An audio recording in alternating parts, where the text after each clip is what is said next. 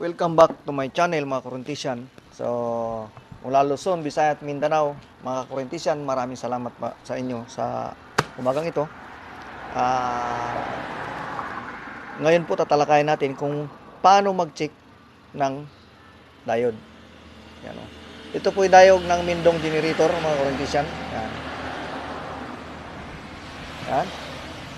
At ito yan, ganyang klase. So QL10-6 yung kalimitan. Ito naman ay 18 ampere siya. Yan. Yan yung kanyang type. So pero bago yan mga Korintian, so bigyan muna natin definition kung ano ba talaga ang diode kasi lagi natin naririnig diode. Okay? Diode. So ano ba talaga siya ang diode, no? So ngayon, bigyan natin definition mga Korintian yung diode, no? Mamaya natin sa pag-check. So narito yung aking notebook, no? Nag-aaral pa ako ng electronics. So yan siya. Yan. Yan. DOTC Training Center. So diyan ako nag-aaral ng electronics. Basic electronics. Yan siya. So, yan. So, ito ay 2001. Okay? November 2001. So, ngayon mga Korintian, ano ba yung diode? Yan. Ba't lagi natin naririnig yan na diode? At ano ba talagang function yan?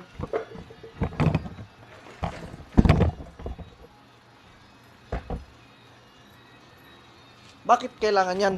Bakit kasama yan sa mga generator? So, ayan mga Korintian. So, tingnan natin ano. So, kunin natin definition. Ayan siya. So, diodes. Ang pisang diode ay maraming uri. Okay? Mayroong diode na 3 ang paa. Yan. At 4 na paa. So, yung mga 3 na yung mga triac yan eh. So, ngayon, itong diode, itong kanyang definition, mayroon ding diode na hindi umiilaw at may umiilaw. Lahat ng diode ay mayroong polarity, positive, negative. Kaya sa pagkabit ito, iwasan na magkamali o mabaligtad para hindi masira at makasira ng mga pisa. So, ibig sabihin mo, Korintian, ang pinaka-definition ng diode, nung sa English ko niyan is limiting the flow of electron, okay? And it gives polarity. So may polarity mga Korintian. Magkakaroon siya ng positive at negative. Ibig sabihin, pag supply mo ng alternate current, paglusot niyan sa kabila, ay may polarity na yan. Okay? So, uri ng mga diode. Yan ang ginagamit, carbon diode, silicon diode, germanium, crystal, Zener, Mongo type, dual, bridge type, photo, pencil, LED. Yung LED na yan, tinatawag natin LED. It is a type of diode also. Yung mga nakikita natin na ilaw-ilaw na yan, LED. Light emitting diode, ang tawag dyan. Kaya LED. Okay? So, yan ang kanyang sign. Yan. Anode side yung kabila, at cathode side yung kabila. Yan. Negative, positive. Okay? So, tingnan natin kung anong klase mga diode. So, ayan siya. So, meron tayong carbon diode, crystal diode. Yun ang mga sign niya. Silicon diode. Yan. Zener diode, Mongo diode, germanium diode, photodiode, LED, light emitting diode, pencil diode, at bridge type diode. No? So, bridge type. Okay, yan na. Pag bridge type, so, LED, it is a light emitting diode. Okay? So, yan yung kanyang mga sign pag mag-aral ka ng electronics. Ngayon, tingnan naman natin dito sa schematic symbol. So, kung mapapansin ninyo, yan, meron siyang carbon, silicon, germanium, pencil, Mongo. Ayan yung kanyang schematic symbol. So, kahit walang sinabing diode, pag may nakita kayong ganyan, diode yan siya. Pag may nakita kayong ganyan, Zener, meron sa diode din yan. Yung bridge type naman, ayan siya, mga Korintian. Ito yung ginagamit natin sa Mindong generator. Bridge type. 4 na diode yan. So, meron tayo nung dual. Okay? So, may photo, may LED. So, ayan ang mga sign niya. So, meron tayong half wave, full wave. Yan ang mga ginagamit, no? So, yan, kalimitan. So, marami yan. Carbon, ano yan. So, pag mag-aral kayo ng makukuha niya. Kaya, in-encourage ko, kahit basic mag-aral kayo.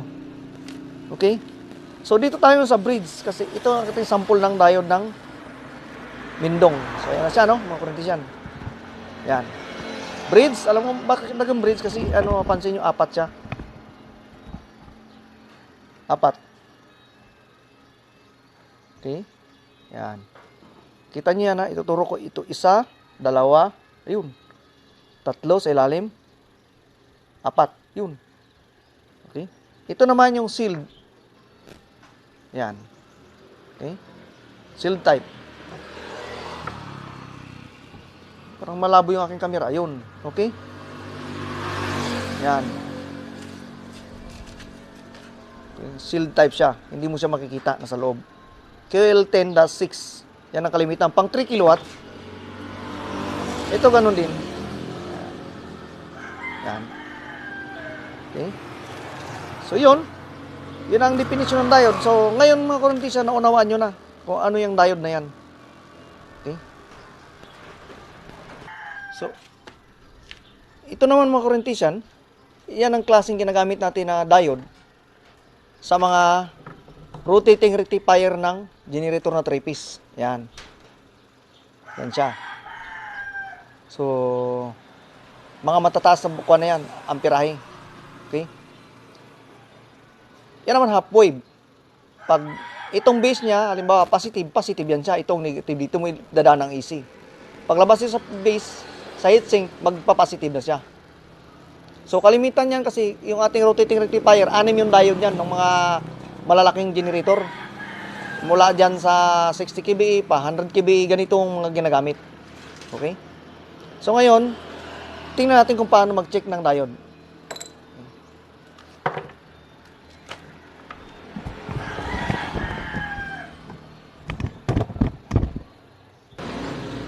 Okay mga kurentesyan, so ito ngayon yung ating diode, no? So yung kabilang side niyan is positive, ito ay negative. Yung sa kabila, yan. Ito yung AC. Nakita niyo yung sign na yan, no? Yan, alternate current. Ibig sabihin yan, kahit saan mo ilagay yan, pag baliktarin mo, okay lang yan. Okay? Pero itong sa kabila, yan, hindi mo pwedeng pagbaliktarin yan. Kung positive yan, positive pupunta, negative pupunta. Okay? So, i-check natin yan, tuturo kung paano mag-check mga kurentesyan. So, gamit kayo ng analog type na tester. So, kasi pag digital gamitin nyo, medyo mahirapan kasi number yan.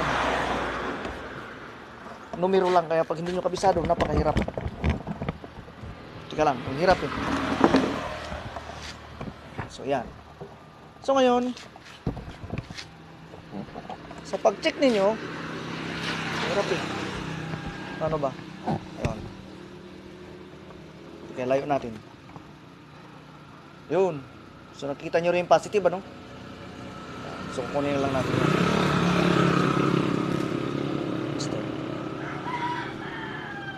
So, mga kurentesyan, pag mag-check kayo, ang inyong tester, i-rinse nyo yan sa X10. Kasi yan talaga yung pag-check ng diode. X1, continuity. Yan, resistance. So, X10 yan ng diode. Okay? Tapos, ititrip ninyo yung inyong yan, T-sprab. Okay? Yung dulo, ititrip ninyo. Pag sabi ititrip, ipagkukunik nyo, i-ground ninyo. Yan, okay? Tapos, ipupoint sa zero ang tester. Yun. Okay? So mga kurentesyan, ang tamang reading ng diode is 5 ohms. Yan siya. Pag pumasok siya, nag 2 ohms siya, leak ang tawag dyan. So ituturo ko muna yung tatlong klase ng sira, no, mga kurentesyan. Sira ng diode. Maaaring ito ay open, short, at leak. Tatlong sira yan, mga kurentesyan, ng pisa. Short, open, or leak. Pag leak yan, sira na rin siya. Kaya lang hindi nyo mapapansin yan. No? Kaya ituturo ko. So ngayon mga kurentesyan, ayan siya. So, ito yung positive. No? Ang positive na yan, ituturo mo yung positive mo dito. Okay? Yan. Positive. So, positive. Ang kabila niyan ay, tandaan nyo sa positive to ha. Steady nyo yun sa positive. Sa positive sign. Tandaan nyo sa positive to ha. Steady nyo yun sa positive. Sa positive sign, yung positive test prob nyo, yung pula, no? Tapos, itututok nyo dito sa easy, kabilaan. So, papansinin nyo yan, gagalaw yung ating tester yun. Okay? Okay?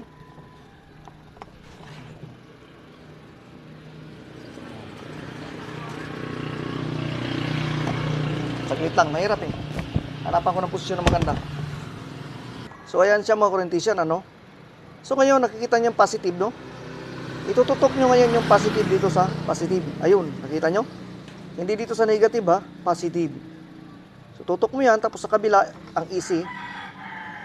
Doon mo ilalagay yung negative. So, ibig sabihin, mag-check ka ngayon ng diode mo sa positive. Okay? Pag-check mo yan, itututok mo dito sa easy. Easy yan, ha? Yan. Easy negative. Tapos, makikita mo yung diode, pumalo siya ng 5 ohms. Okay? So, ibig sabihin, yung isang diode, okay. Kasi nakakunik yan sa kuha ito, dalawang diode. Dalawa yung positive yan. Ilipat mo sa kabila, gumalaw rin siya ng 5 ohms. Okay? Ibig sabihin, okay yung diode na yun.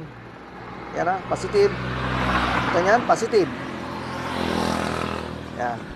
Itututok nyo ngayon sa easy. Tapos 5 ohms. 5 ohms. Okay? So ngayon, para ma-check mo kung leak, pagpapalitin mo ngayon itong test prob na ito. Itong negative na ito, yan naman ang itututok mo dito sa positive. Okay?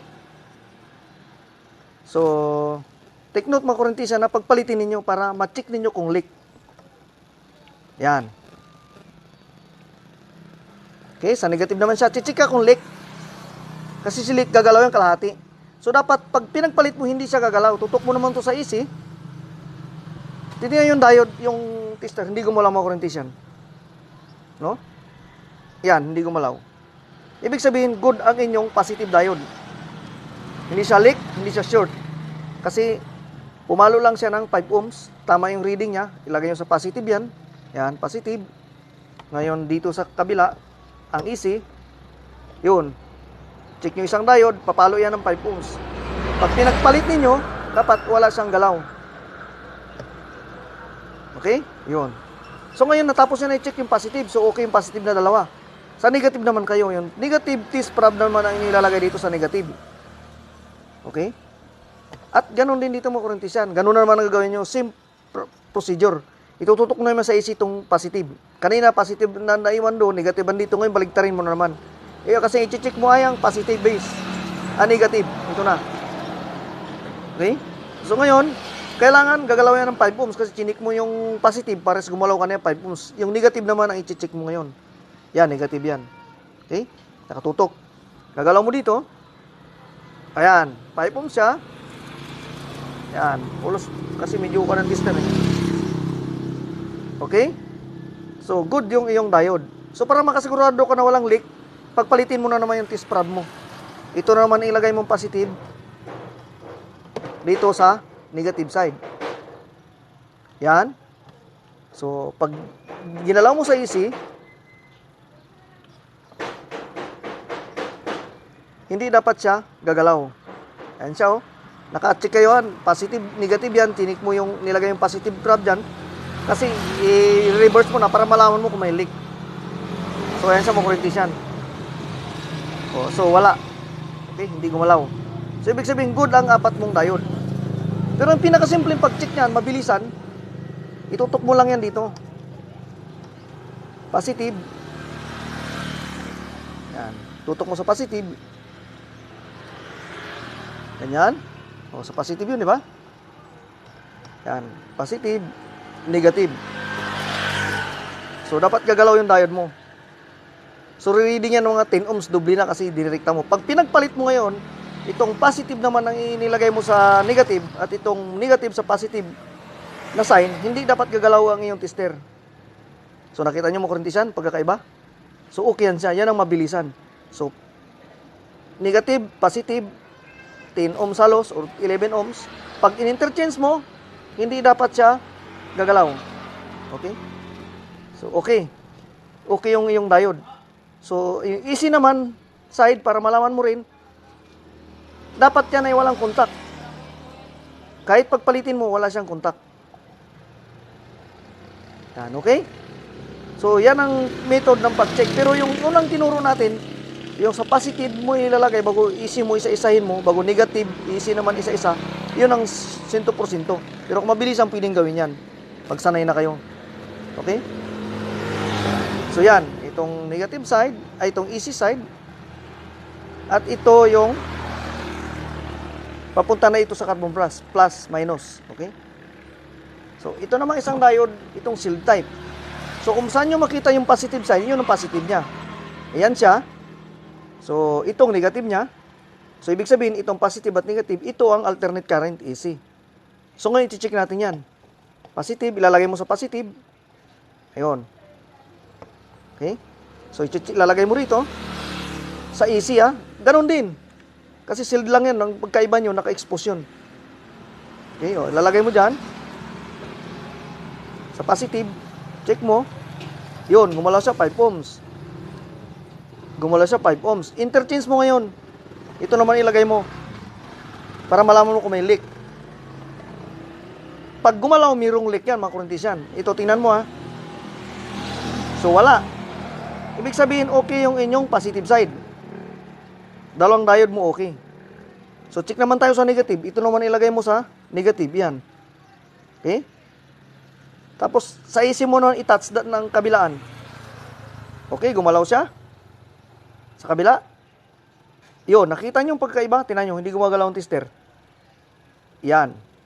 Sa kabila, gumalaw. Ibig sabihin yung isang diode mo okay, yung kabila okay, hindi. So, tatlong diode lang gumagana. Yan tinatawag na, ang sira niya ay open. Tandaan yung sira ng pisa ay open, short, saka leak. Tatlong klase. So, ngayon, ang sira niya na ay open. Kasi hindi gumalaw, dapat gagalaw siya. Okay? So, interchange natin ngayon. Ito na may ilagay mo yung positive na tester doon sa negative side. I-check natin ngayon kung may leak. So, wala rin. So, ibig sabihin, ang tatlong diode niya yung okay, yung isa ay hindi. So, ilagay mo sa positive, check muli. Yan. Check mo sa AC. Gumalaw yung tester. Check muli sa AC. Gumalaw ang tester. So, yun ang positive side. So, interchange mo ngayon. Yan. Interchange na. I-check nyo ngayon kung gagalaw. Dapat walang galaw. Kasi in-interchange mo eh. So, okay yung dalawang diode sa positive. So, check tayo na negative. Ilagay mo naman yung negative mo na tester dito sa negative sign. I-check mo dito sa AC. Okay yung isa. Pagdating mo na sa isa, wala. Open siya. Okay? So, i-testing, i-interchange nyo uli. So, okay isang diode kasi hindi gumalaw. In-interchange mo yung test probe mo eh. At ang kabila hindi rin gumalaw kasi open siya. So, yun mga kurentesyan. So, nakuha nyo ngayon kung paano pagkakaiba, no? So, maraming salamat mga kurentesyan na naipaliwanag natin ito sa inyo. At nawa ay makuha ninyo. Comment down below lang po kung may mga tanong. Maraming salamat sa pagsuporta sa channel ko mga kurentesyan.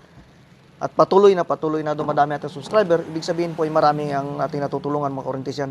So ganun man kayo mga kurentesyan, kung saan man kayo, nakikinig kayo, subscribe na lang yung channel ko para ma-share natin sa ating mga kababayan. Okay, so maraming salamat po at magandang umaga po sa inyo lahat. At nawa ay naunawaan ninyo ang function ng diode na sinasabi natin na lagi natin naririnig.